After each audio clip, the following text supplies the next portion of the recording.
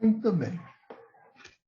Queridos amigos, queridos irmãos, na noite de hoje, temos o privilégio de receber Ailton Santoro, presidente da loja Rio de Janeiro, que funciona aos sábados, aqui no contexto do Rio de Janeiro, orador experiente, orador antigo, profundo estudante da doutrina secreta, proferiu inúmeras palestras a esse respeito. E hoje o Ailton, nossa companhia, tratará da Escada de Ouro, um dos grandes legados de Madame Blavatsky para nós, estudantes de teosofia. E a proposta do Ailton, na noite de hoje, é desenvolver o primeiro degrau da escada conosco. Tá? E eu não quero antecipar, né, contar o final da história, não vou dar, agora é o spoiler, né, aquele que conta o final do filme. Eu passo a palavra ao Ailton para que ele desenvolva o tema e nos brinde com suas reflexões sobre o tema. Querido Ailton, a casa, a palavra é toda sua. Bom, obrigado pelas palavras, obrigado, boa noite a todos. Deixa eu só tirar aqui o celular que está fazendo barulhinho. Um instantinho. Pronto. Sérgio, eu preciso compartilhar a tela. Me ajuda aí. Deixa eu ver aqui.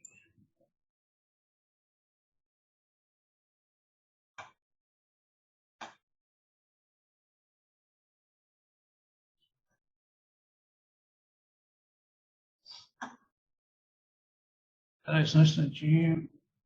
Fechar aqui.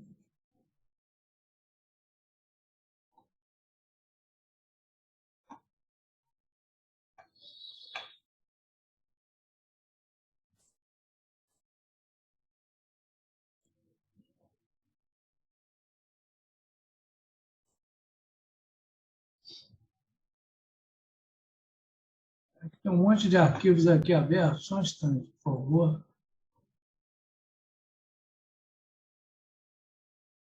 E-mail.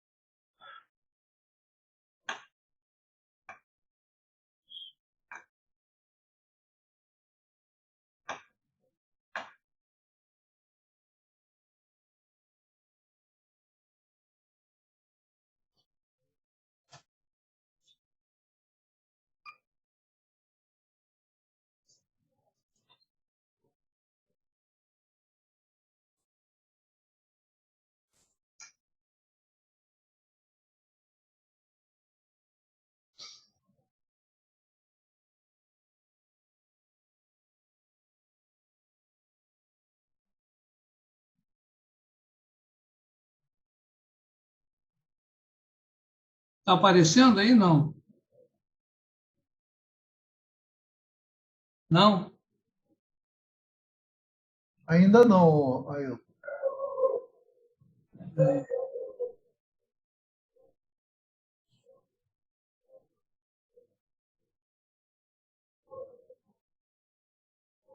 Ele pede aqui para eu... Eu já abri o arquivo aqui. Sim, mas no compartilhamento lá da telinha verde, dentro do Zoom. Então, eu estou aqui. Tá, na telinha do Zoom, vai lá no quadro. Já apareceu aqui, apareceu aqui. Isso. Beleza. Mas ainda não está compartilhado. Isso, beleza, querido. Beleza. Então, desculpem aí a demora. Bem, o tema da escada de ouro em particular e o tema da caminhada no mundo espiritual são temas que, para mim, eles estão diretamente vinculados ao estudo da filosofia esotérica e, mais ainda, são o seu escopo principal. Então, eu sempre gosto de dar um enfoque nesse assunto, porque me é muito caro. E eu entendo que, mais do que a imensa gama de conhecimentos que o ensinamento teosófico traz para nós, o autoconhecimento, a autoeducação é o ponto mais importante, sem o qual todo o resto se perde, fica numa confusão enorme para o estudante. Então, ele fica mais preocupado em adquirir conhecimentos factuais e que passam por meras curiosidades do que ir direto ao ponto. Então, eu acho que, no caso da teosofia, da filosofia esotérica, da sabedoria antiga, o ponto da autocultura, do autoconhecimento é o mais importante. Então, colocando os pés no primeiro degrau. Vamos lá.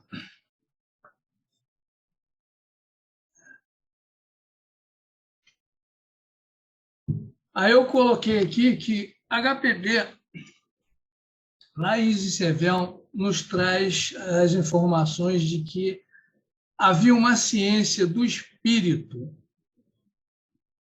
ou seja, há um método, há uma pesquisa, há uma análise de leis, de fatos, de experiências pertinentes ao espírito.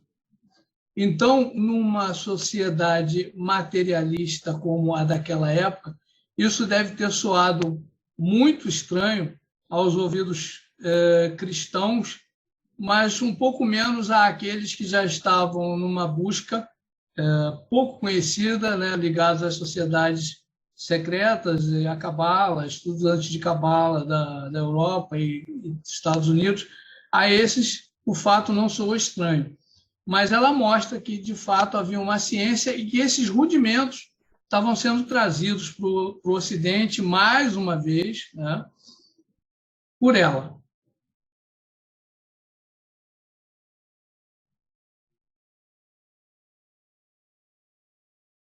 Então, como eu disse, a Sociedade Teosófica foi uma tentativa de restabelecer no Ocidente esses ensinamentos. Então, o ponto central da doutrina de HPB, ou da sabedoria antiga, é o homem como ponto central da natureza. Não a personalidade, não o ser humano finito, mas o homem interno. Ela nos apresenta a ideia de espírito como sendo uma condição humana superior. Ou seja, a mente humana, a consciência humana era o receptáculo de um poder divino, de um poder espiritual, de um poder cuja dimensão o Ocidente sequer suspeitava, exceto, claro, casos aqui e ali de grandes sábios, de eminentes pensadores, de eminentes filósofos, mas muitos deles, porém, não ligados a uma tradição esotérica, mas simplesmente grandes intelectos. Então, ela nos ensina que há uma condição em cada ser humano que é fundamental na natureza, e esse é o homem interno, o ser superior. E aí eu coloquei aqui a imagem do homem vitruviano, de Leonardo da Vinci, onde ele, com muita beleza, com muita propriedade, ele congrega os aspectos do círculo do espírito, né? O círculo como símbolo do espírito e o quadrado como símbolo da forma. E no centro dessa conjunção ele coloca o ser humano.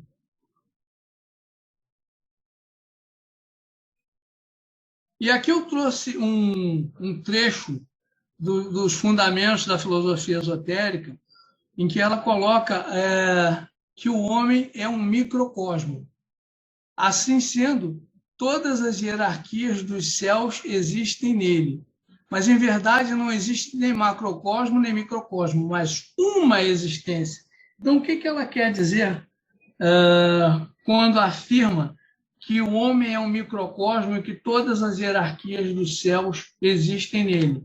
Bem, nós sabemos pelos nossos estudos que a natureza é como uma totalidade, ela é formada de 6 princípios, de 6 aspectos, mais um que fica como se fosse o elemento condutor, o elemento fundante de todos os 6, né? Mas que nos é de todo desconhecido.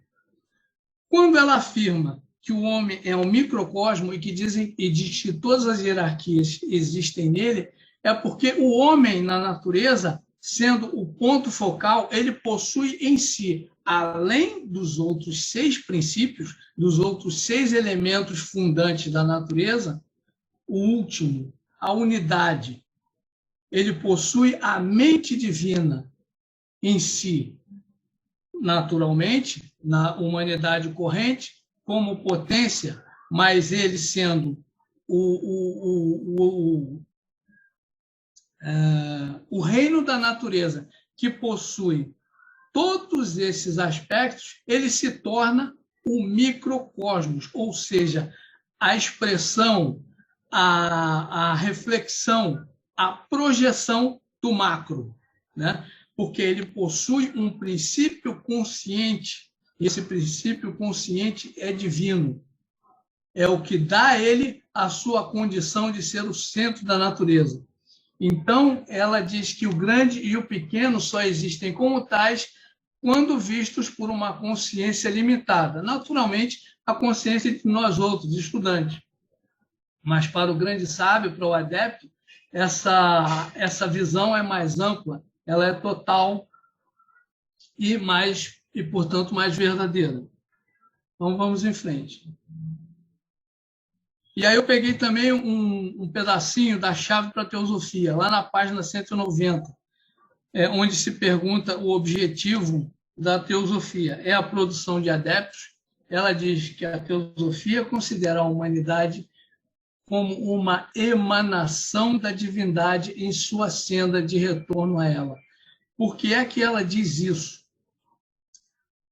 Porque, sendo a divindade uma mente universal, e tendo o homem em sua constituição o princípio manásico, manas é, nesse sentido, não só um princípio, mas também uma entidade ao mesmo tempo. Manas é um ser, além de ser um princípio. E sendo um ser, e sendo uma projeção da mente divina, ela constrói, através de muitas encarnações, um propósito consciente, através do qual aquele homem interno que eu coloquei lá no começo, e que é o ponto focal da sabedoria antiga, ele possa se expandir, ele possa se revelar. Mas são necessárias muitas encarnações depois da formação de um propósito consciente, ou seja, são necessárias muitas encarnações até que esse homem interno possa atingir condições de manifestação, ou seja, condições corporais. E, detalhe, ela diz lá na Chave para a Teosofia que não há nenhuma garantia de que esse processo seja contínuo, ou seja, ele depende inteiramente do esforço daquele que caminha. Então, numa vida ele pode ter êxito, na outra pode não ter, né? Isso vai depender naturalmente de condições que nós conhecemos como condições kármicas. Mas esse aspecto é importante ressaltar, né?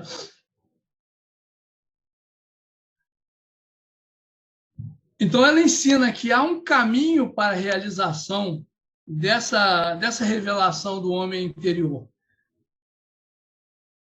Isso ela diz num texto chamado O Caráter Esotérico dos Evangelhos. Esse trechinho aqui eu tirei de lá também. Então, há um caminho, ou seja, há uma ciência para a realização, ou seja, para tornar real a presença desse Crestos, desse profeta, desse vidente, desse hierofante, em um Crestos, ou seja, o homem comum se transforma num hierofante, num revelador da verdade, mas ainda assim, um intermediário, e finalmente ele se torna um Cristos, o Espírito glorificado da verdade. A verdade é aquela condição em que não se admite contradição. A verdade é algo que se revela pelo que ela é. Então, a verdade é aquilo que é. Verdade com V maiúsculo. Então, quando o homem se torna esse Cristos, ele se torna um adepto completo. Ele se torna um revelador e um transmissor dessa verdade. Ele pode conduzir homens, ele se torna um salvador do mundo. Então, ela diz uma coisa interessante que eu gostaria de trazer aqui para vocês. É que o termo Cristos como o Espírito glorificado da verdade, nunca foi aplicado a nenhum homem vivente, mas a todo iniciado no momento do seu segundo nascimento e ressurreição. Ou seja, quem recebe uma iniciação não é a personalidade, é o espírito, é o ser interior. Então, o que acontece quando ela diz do seu segundo nascimento? Porque ao receber a iniciação, ou seja, ao receber a transmissão de poder espiritual do iniciador, esse homem, essa personalidade morre. E ela renasce, ela ressurge como um ser novo e glorificado. Se alguém aqui assistiu O Senhor dos Anéis, e lá no primeiro filme, a Sociedade no Anel, Gandalf cai no abismo, ele cai na treva e ressurge no segundo filme, nas Duas Torres, como alguém renovado, alguém glorificado, né? É exatamente isso. Ele morre para a condição anterior e renasce como um ser totalmente novo. Mas essa iniciação ela é recebida pelo eu interior, não pelo homem vivente, não pela personalidade. A personalidade nada mais tem a fazer do que, na época, claro, dos mistérios de deuses, que hoje, penso eu, não existem mais, ele tinha somente que se calar sobre a verdade que o seu espírito tinha revelado para ele, sob pena de morte. E isso era um fato, né? O silêncio era uma condição sine qua non para que o iniciado, de certa forma, continuasse vivo. Então, coloquei aí um meditante, alguém que busca o sol da verdade, que consegue silenciar a sua natureza em busca do caminho espiritual. Então, nós sabemos que todas as grandes tradições elas possuem dois aspectos. Elas possuem um aspecto externo, exotérico, destinado à massa, destinado à multidão, e possuem um aspecto esotérico, velado, secreto, que é reservado àqueles que têm uma ânsia profunda de viver essa vida do espírito. Não uma mera curiosidade por ciência, por cultura, ou seja lá o que for, mas algo realmente profundo. Algo como um conto zen diz que um mestre e um discípulo estavam à beira de um rio e o discípulo pergunta o que ele deveria fazer para atingir o zen, o satori. E o mestre pega a cabeça do discípulo e enfia debaixo d'água. né? E quando ele volta, né? Por que o senhor fez isso? O que você pensou quando estava se afogando? Você pensou em livros, em meditação, em satori? Não, eu só pensava em respirar. Pois então, quando a sua vida se resumir a você necessitar do satori, da iluminação, assim como você precisa de oxigênio para respirar, você estará no caminho. Então, é essa condição que faz com que alguém se capacite a caminhar na senda espiritual.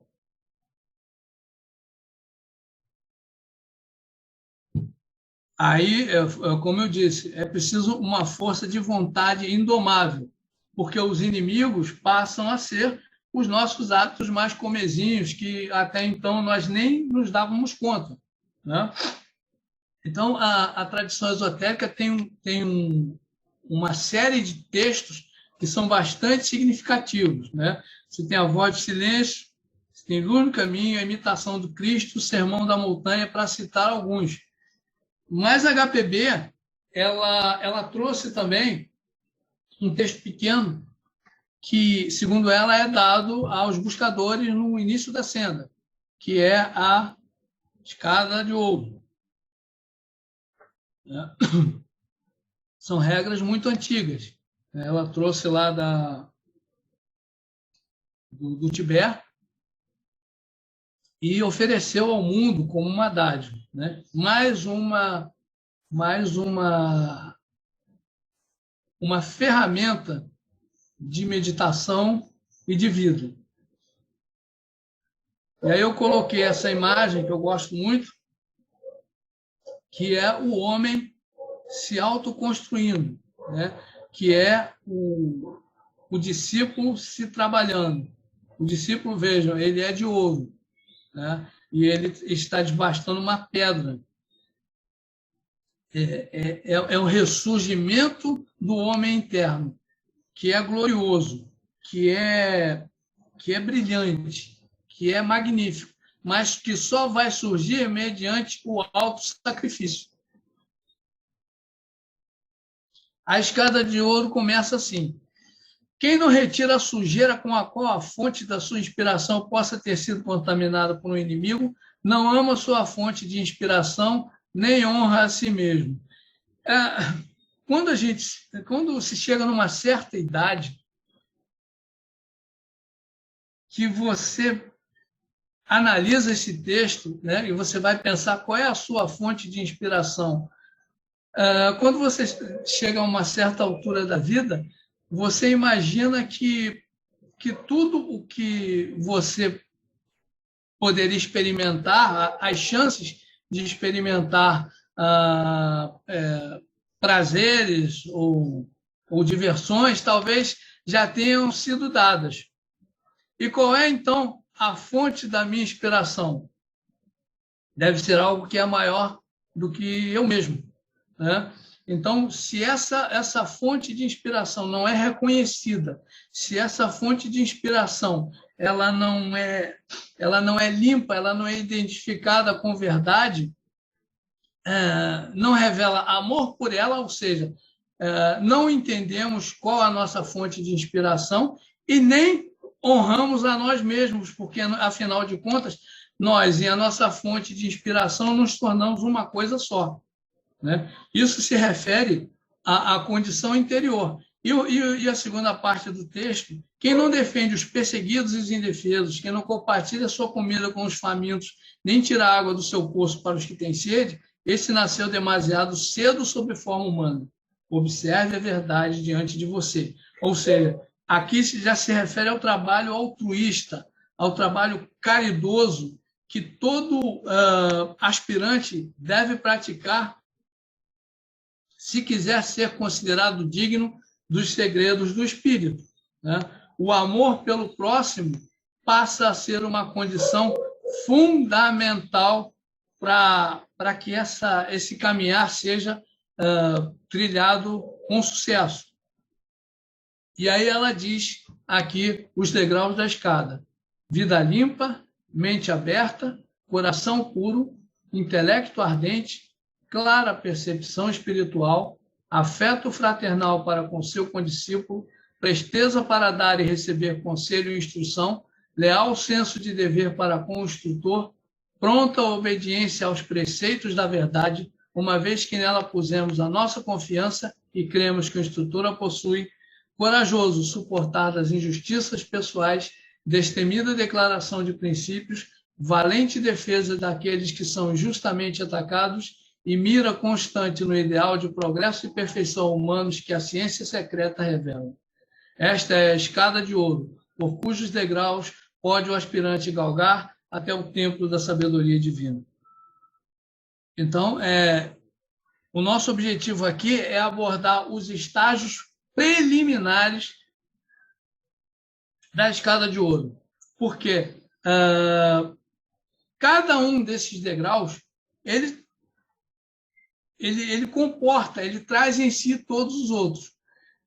Então, a análise de cada um deles vai mostrar isso com clareza, né? E cada degrau, ele demanda esforço, ele demanda paciência, ele demanda vontade, enfim, todas aquelas condições de uma vontade indômita se aplicam nesse caso. Não é fácil o caminho espiritual, segundo eu entendo, ele não é fácil e nem é assinalado. Ou seja, quando nós começamos a estudar a filosofia esotérica, nós escutamos falar de sábios, de iniciados, do senhor A, o senhor J, a senhora Y. Imaginamos, então, que a senda espiritual ela se dá por indicações, né? Então, nós imaginamos que se acontecer, se se fizer a prática X, se atinge o resultado Y, e assim sucessivamente, mas não é o que acontece. Não é o que acontece. O caminho é totalmente, se me permitem, escuro. Escuro no sentido de que depende totalmente do caminhante. As indicações, se existem, elas surgem no interior. Elas surgem nos momentos de silêncio, nos momentos de dedicação pessoal ao entendimento do que está sendo colocado para o estudante. Então, quando ela colocou a filosofia esotérica como sendo um caminho ou uma prática, né, e revelou que ela não era a autora dos ensinamentos, mas que havia seres muito mais elevados espiritualmente por trás do trabalho, né, despertou em alguns membros da sociedade teosófica o sentimento de que eles poderiam reivindicar o direito de ter uma instrução direta desses seres e receber treinamento oculto. Só que isso redunda num problema, né? Qual é o problema? É que quando a força do espírito cai sobre o aspirante,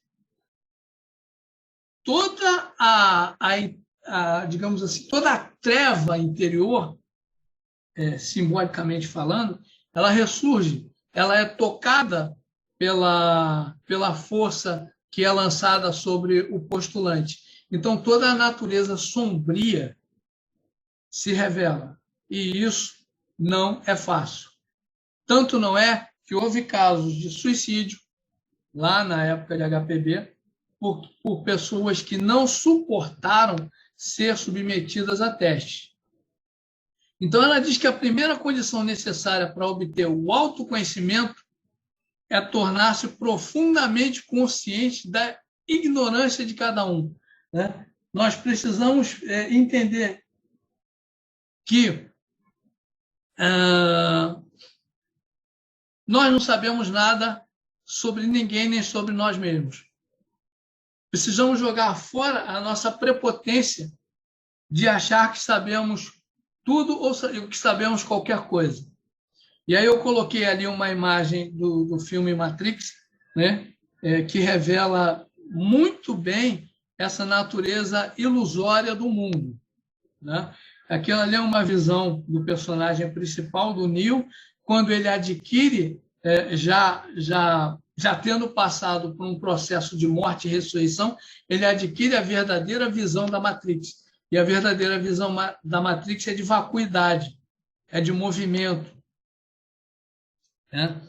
Não é o que aparenta ser. Então, a primeira condição que ela dá é assumir, sim, que somos ignorantes, que não sabemos nada sobre a vida, que não sabemos nada sobre o sofrimento humano, que não sabemos nada sobre a dinâmica do mundo e das pessoas, dos relacionamentos.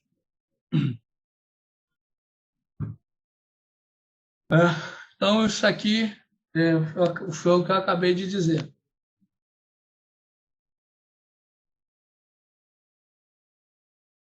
Sérgio, como é que eu estou de horário aí? Tá bem, fica à vontade, querido. Parabéns pela exposição. Ainda temos bastante tempo. Tem bastante tempo, né? Tem 25 minutos ainda. Mas aí em tempo cheio, se você quiser usar uns 20 minutos e deixar uns 5 minutinhos para intervenções, seria interessante, querido. Aí fica a teu critério, tá? Beleza, então. Então, nós vivemos em um mundo que é ilusório, mas é real. Ele é real. Por que ele é real? Porque, embora nós aprendamos que o mundo em que vivemos é maia, é ilusão, é temporário, é lila, né? É o joguinho da deusa, nós, como seres reais, viventes, não percebemos a deusa, não percebemos o jogo. Então, é falso se colocar como alguém que já entende o processo do mundo, embora não entenda. É isso que ela quer dizer, né? A nossa ignorância fundamental tem que ser percebida com humildade por nós.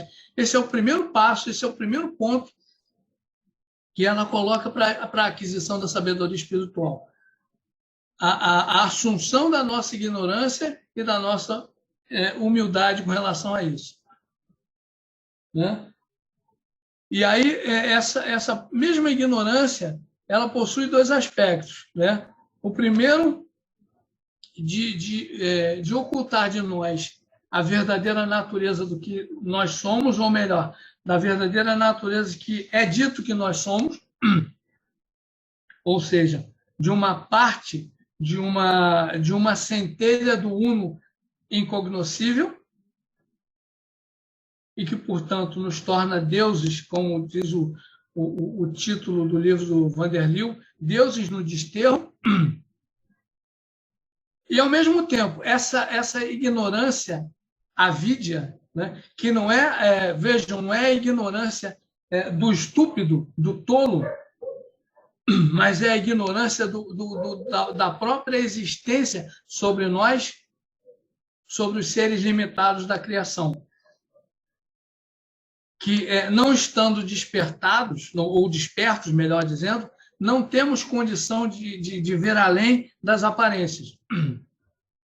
Então, essa ignorância oculta de nós a nossa natureza fundamental e, ao mesmo tempo, produz um espetáculo de percepções mutáveis,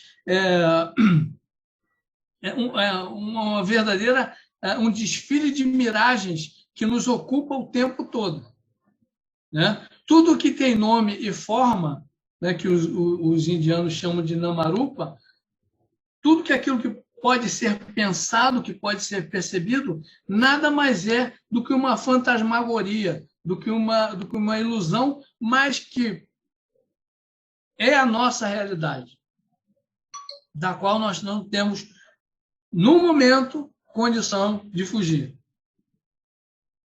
E aí ela prossegue.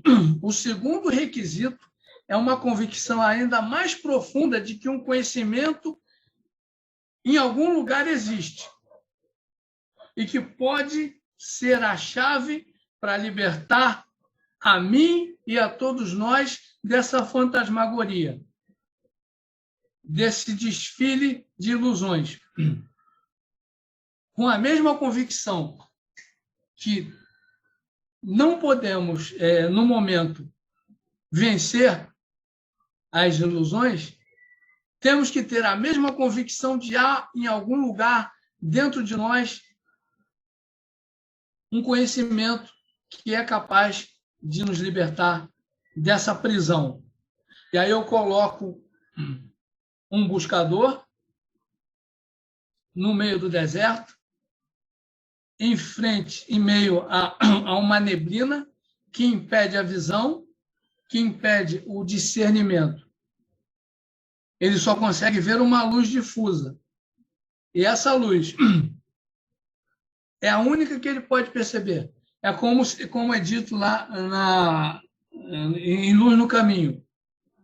Percebe uma luz tênue que há dentro de ti e segue essa luz. Mais ou menos assim, eu não estou conseguindo ser literal, mas diz que há uma luz dentro de nós que, mesmo tênue, já percebemos.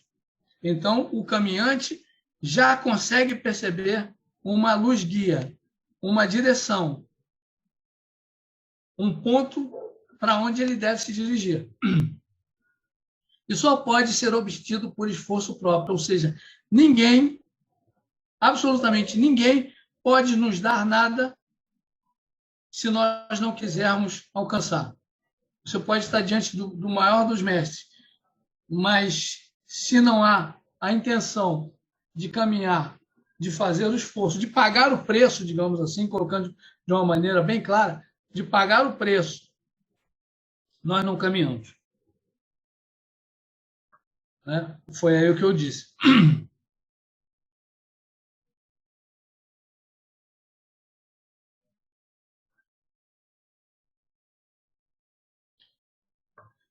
E aí existe uma série de estados preliminares que podem auxiliar o estudante no entendimento do eu. Né? Primeiro é o estudo, naturalmente, é por onde nós começamos, tá? Os textos revelados, buscando captar o sentido mais profundo que estão nesses textos, como, por exemplo, a doutrina secreta.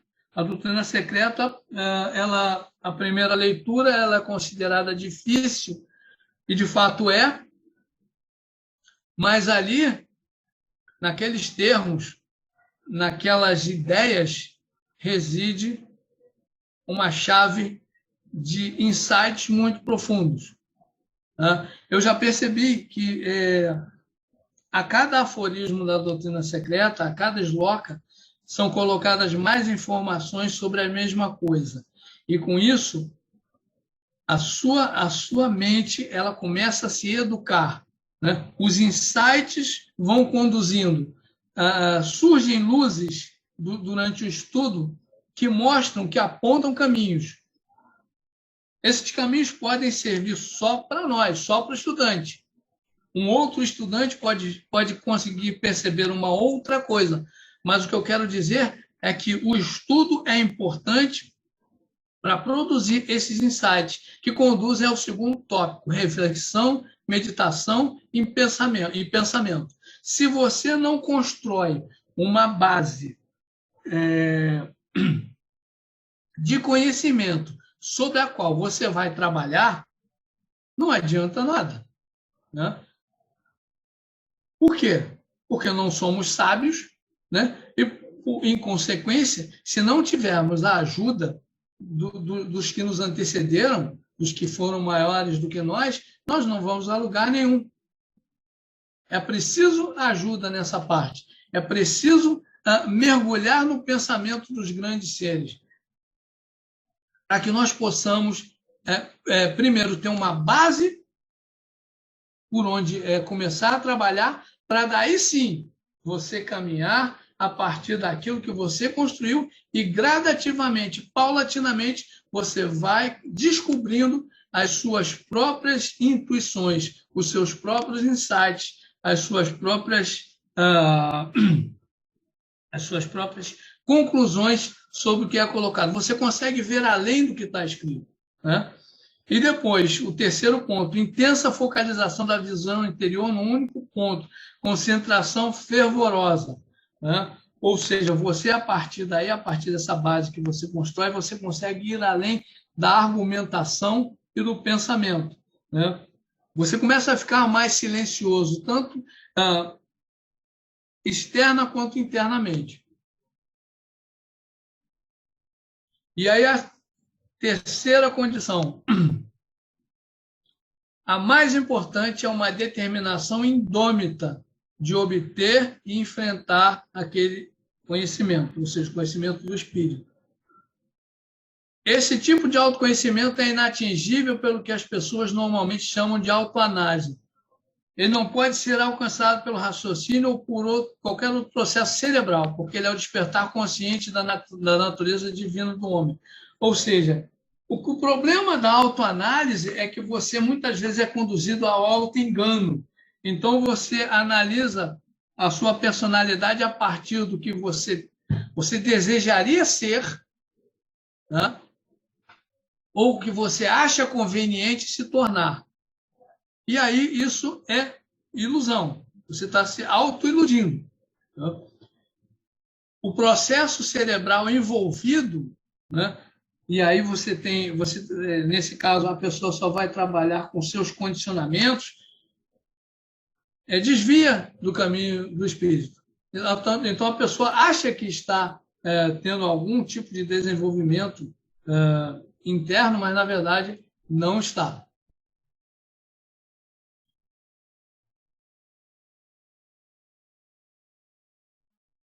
E aí, essa vontade, ela já adiantou, né? E ela fala aqui no reino dos céus. Jesus disse que o reino dos céus é conquistado pela força. Tá? Ou seja, a nossa natureza pessoal, ela precisa ser combatida quando se está caminhando. Não faz sentido, vejam, não faz sentido ir contra a natureza pessoal só por ir contra a natureza pessoal. Não faz sentido destruir a personalidade ou os nossos valores pessoais ou familiares em nome de um falso entendimento do caminho espiritual. Essa condição aqui é uma condição que eu já mencionei, é daquele estudante que não consegue respirar, não consegue viver se não trilhar o caminho do espírito. Né? É como o mestre Zen colocou lá.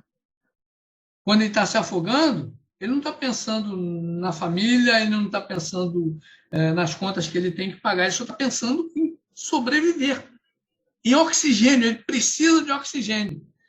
Então, esse aqui é o estudante cujo oxigênio é a busca do interior, é a necessidade inadiável de vencer a personalidade. Ele já vislumbrou o caminho, ele já entende o que ele tem que fazer, mas ele mesmo é um empecilho para que ele continue caminhando. Então, é muito difícil. É como ela vai dizer aqui, que não há paz no eu inferior. É isso que ela quer dizer. Eu acho que é no próximo slide. Isso aqui é uma escada, né? A escada de Jacó, o sonho da escada de Jacó. É de um pintor famoso, cujo nome, me perdoe, mas eu esqueci. Ele também é um poeta.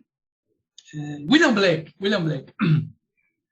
Então, é a escada de Jacó, onde anjos subiam e desciam. E ele vislumbrou. É uma escada que ligava o céu à terra. E por ela, anjos caminhavam. Então, achei uma imagem bastante sugestiva. Outra escada famosa é a escada da árvore da vida. Isso aqui, nossa, tem uma ciência toda por trás disso aqui. Então, eu não quero discutir a árvore da vida, nem entrar no mérito, apenas trouxe para vocês uma figuração de uma outra escada, né? Aquela lá, uma escada bíblica, essa aqui, uma escada ocultista. Então, obter esse conhecimento, disse o Buda, né? O conhecimento do espírito, é uma realização maior do que dominar os elementos da natureza ou conhecer o futuro. E por que é isso? Porque essa realização, ela nos torna unos com a unidade.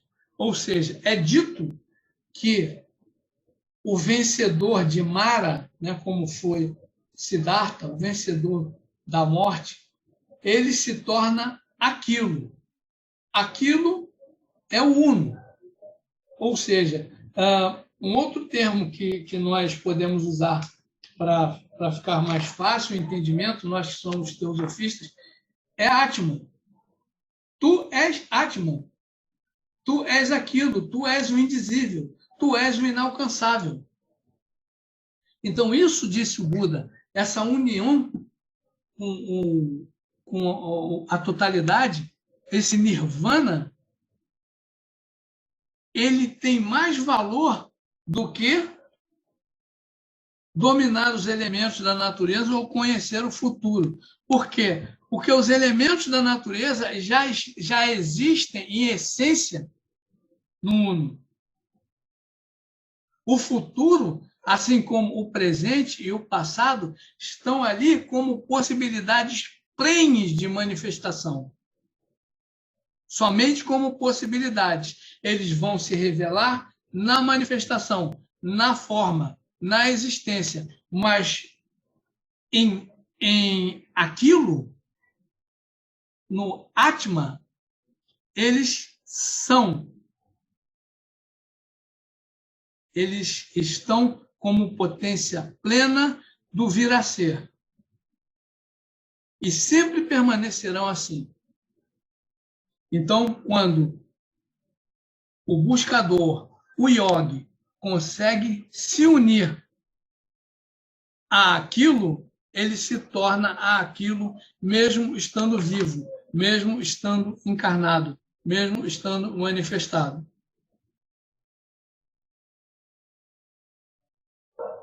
Então, é como eu disse aqui, quem busca a sabedoria da alma não encontra paz e tranquilidade, mas inquietação e sofrimento. Não há felicidade no eu inferior. Por quê? Porque a natureza humana, a natureza do nosso psiquismo, né, da nossa mente, ela é vasta demais. Então, nós vivemos num constante movimento de emoções, de sentimentos, e às vezes uma conquista que nós alcançamos, ela se perde no meio de outros tantos fracassos. Então, na verdade, quando se é bastante honesto com relação a essa questão do caminhar espiritual, você percebe, muitas vezes com tristeza, que você acumula mais fracassos do que vitórias. Porque é muito difícil. O caminho espiritual é muito difícil. Tem uma frase que diz assim: muitos são chamados, porém poucos são os escolhidos.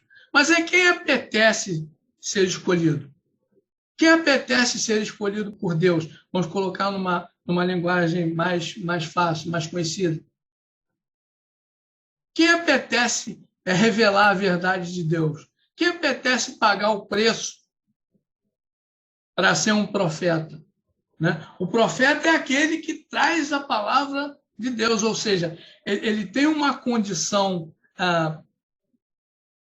ele tem uma condição psíquica, ele tem uma condição especial que ele vai trazer dessa totalidade que ele só conhece por pouco tempo, né? Ele vai trazer de lá a verdade que ele vai poder, primeiro ele vai ter que entender o que o Espírito quer, depois ele vai falar. Mas a quem apetece ser esse arauto, né? Ele sendo uma personalidade e ele não sendo perfeito, ele só vai acumular sofrimento, mais sofrimentos do que poucas alegrias, digamos assim, colocando em termos bem humanos, né? Poucas alegrias e muitos sofrimentos, muitas decepções, muitos caíres, porque o caminho espiritual não é fácil, né? Não é um caminho que vai te dar vai te dar paz, tranquilidade. Nada disso. E aí, uma frase que eu coloquei aqui, porque quando o Mahatma e HPB falavam, tanto para Sinnett quanto para Hume, as agruras do discipulado, é isso que eu estou colocando para os senhores e senhoras aqui, ele achava desonesto. Ele achava que a natureza humana de alguém só a si pertencia. Então, quando essa força espiritual agia numa personalidade e trazia treva, que estava lá no fundo escondido, lá no inconsciente escondido, essa coisa toda se revela. As suas crueldades ficam mais patentes, você fica de frente. Quem já leu o livro Zanoni entende bem isso, né? Havia lá uma pessoa que não entendia essa dinâmica das iniciações e foi testado. Foi testado e se deu mal, né? Porque toda vez que essa pessoa, depois que ela passou por um determinado processo, toda vez que ela pensava numa virtude, toda vez que ela pensava no pouco vislumbre do espírito que ela teve, o tentador, digamos assim, aparecia.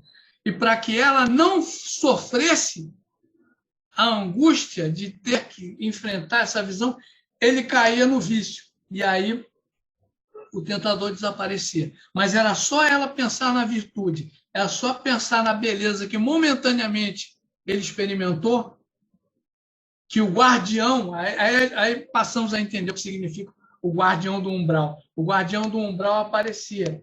E quando foi dito ao Hume que esse guardião precisava aparecer, precisava ser colocado à luz, né, ele achou desonesto, porque achava que isso não se faz com o cavalheiro, né? Enfim.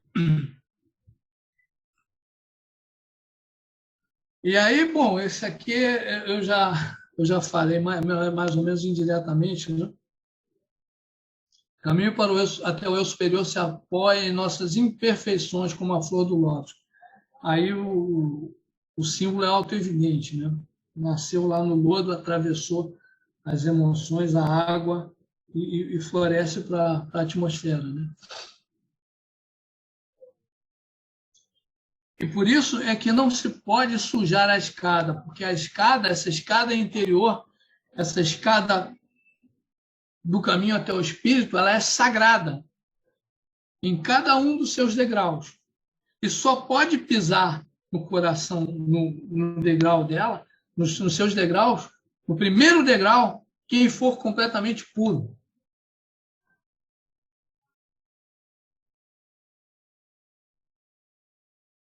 Eu coloquei um lótus. E aí eu peguei aqui no caminho. E agora eu quero pontuar essa questão da necessidade da solidão. Esse texto aqui diz que nada do que tem consciência da separação, vejam, nada do que não seja eterno pode vir em teu auxílio. Ou seja, nenhum ser manifestado, seja ele um mestre de sabedoria, pode auxiliar o estudante. Mantém-te só e isolado.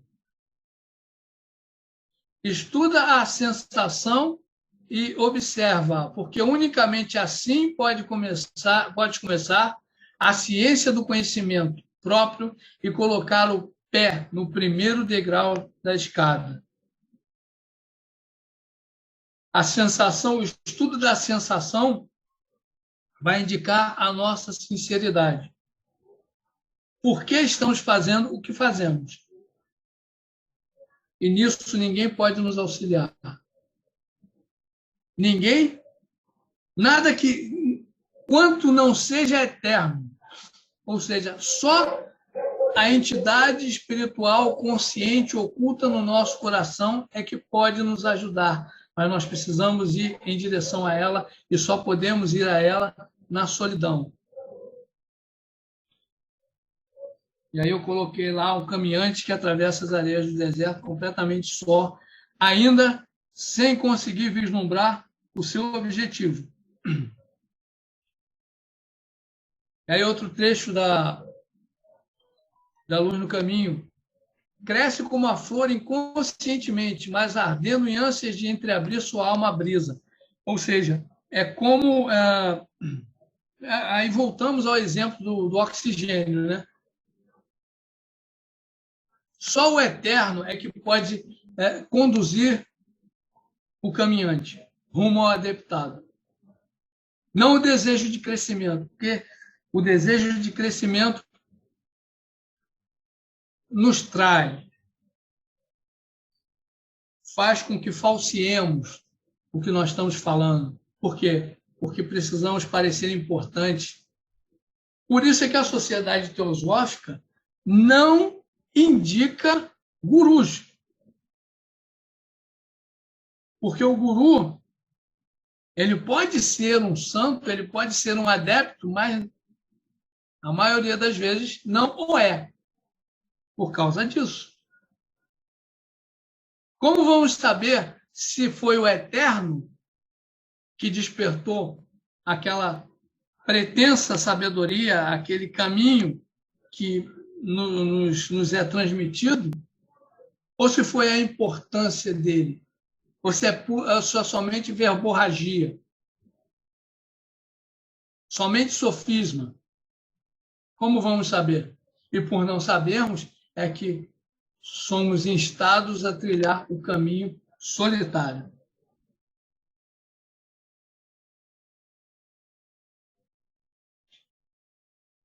E aí eu coloquei aqui que a vida limpa do primeiro degrau, vejam, nós nem pisamos ainda no primeiro degrau.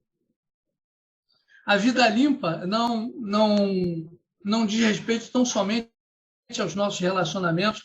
Isso aí é praticamente autoevidente, mas a gente precisa entender o conceito de vida como a vida do próprio ser, que nós vivemos a vida da própria divindade, do próprio todo, da energia cósmica manifestada. HPB nos dá um conceito lá no proêmio da doutrina secreta, que para mim é dificílimo, que era de só há uma vida. Que não há separatividade.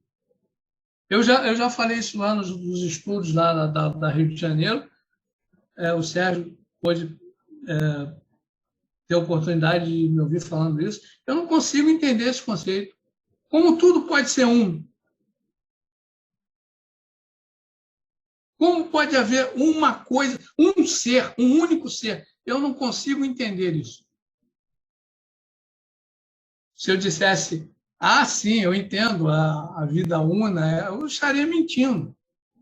Eu não consigo entender, eu não alcanço. Eu não alcanço. Então, a vida limpa que ela coloca como primeiro degrau da escada é esse conjunto de estados de consciência que precisa ser vivenciado, que precisa ser entendido como a totalidade. E a limpeza vai muito além da limpeza física, mas eu entendo que assim, quando o estudante entender o sagrado de cada existência, ele precisa tomar cuidado para não macular esse degrau, para não sujar com as suas imperfeições, com as suas pequenezas, né? Que ele já entende, já vivencia como sendo contrárias ao seu propósito de vida. E aí eu vou fechar aqui com 2 poemas que eu gosto muito. Um é esse aqui, o primeiro é esse daqui, Invictus. Ele diz assim: do fundo dessa noite que persiste a me envolver em breu eterno e espesso, a qualquer Deus, se algum acaso existe, por minha alma insubjugável agradeço. Nas garras do destino e seus estragos, sobre os golpes que o acaso atira e acerta, nunca me lamentei e ainda trago minha cabeça, embora em sangue, ereta.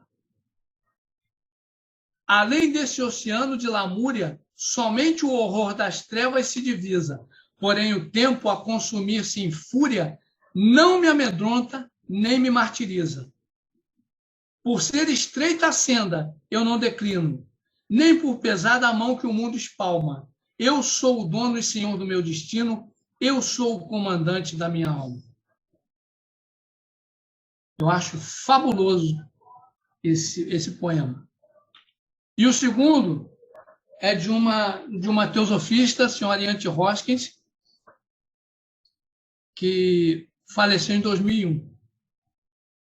Não há um caminho para mim, nenhum Deus, guia nenhum. Afasto-me de luzes e de mãos que dão indicações. Não tenho espada nem bengala ou amigo ao meu lado. Sem companheiros ou armas, busco um lugar que desconheço. Com os dedos feridos, os pés sangrando, avanço solitariamente. Ao meu redor e diante de mim, ataca-me um inimigo após o outro, e eu os cumprimento a todos, como amigos que me levarão ao local por conhecer. Não me dê conselho, não ofereça ajuda. Não há estrela em minha noite impenetrável. É em solidão e sem mais ninguém que devo fazer a viagem, desde a escuridão daqui até a luz de mais além. Deste modo, o peregrino saberá de onde veio e a faísca se unirá com a chama eterna. Então, eu termino aqui. Obrigado. E vou encerrar aqui a compartilhamento. Ailton, querido, parabéns pela belíssima, pela minuciosa exposição. Nós registramos a palestra em vídeo.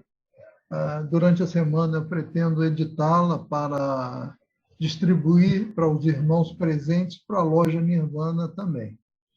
Então, o primeiro degrau, como vida limpa, eu acho que você antecipou, avançou, ampliou a ideia de apenas um degrau. Eu diria que nós participamos, nós conhecemos todos os degraus, não assim de forma enfática em cada um deles, mas a vida limpa você finalizou e nos apresentou assim de forma surpreendente e inovidável, inesquecível. Meus parabéns, queridos, e durante a semana faremos a divulgação desse vídeo. Agradeço a presença de todos, da Silvana, Simira, Annelise, Eric, Everaldo, Luciano, querido, bem-vindo. E vamos ao encerramento de nossa loja, porque nós avançamos uns 10 minutinhos no tempo oficial. Então faremos uma breve invocação agora no término de nossos trabalhos. Possam aqueles que são a corporificação do amor imortal abençoar os destinos da Sociedade Teosófica, de todas as suas lojas, da loja Nirvana, aos membros e simpatizantes que participam de nossos trabalhos, que o conhecimento e a sabedoria apresentada na noite de hoje sejam elementos inspiradores na vida de cada um de nós. E com votos de paz a todos os seres, a todo o planeta, a toda a humanidade, encerramos os nossos trabalhos no dia de hoje, esperando que as forças, as energias recebidas durante o nosso trabalho se espalhem pela humanidade toda, auxiliando-lhe em sua evolução. Paz a todos os seres queridos, os nossos trabalhos na noite de hoje, sexta-feira, estão encerrados. Boa noite, namastê a todos. Namastê, obrigado. Parabéns, Ailton, querido. Meus parabéns. Boa noite, querido. Boa noite, pessoal. Muito obrigado, pessoal. Excelente, excelente. Boa noite a todos. Boa noite a todos. Muito obrigado. Forte abraço a todos.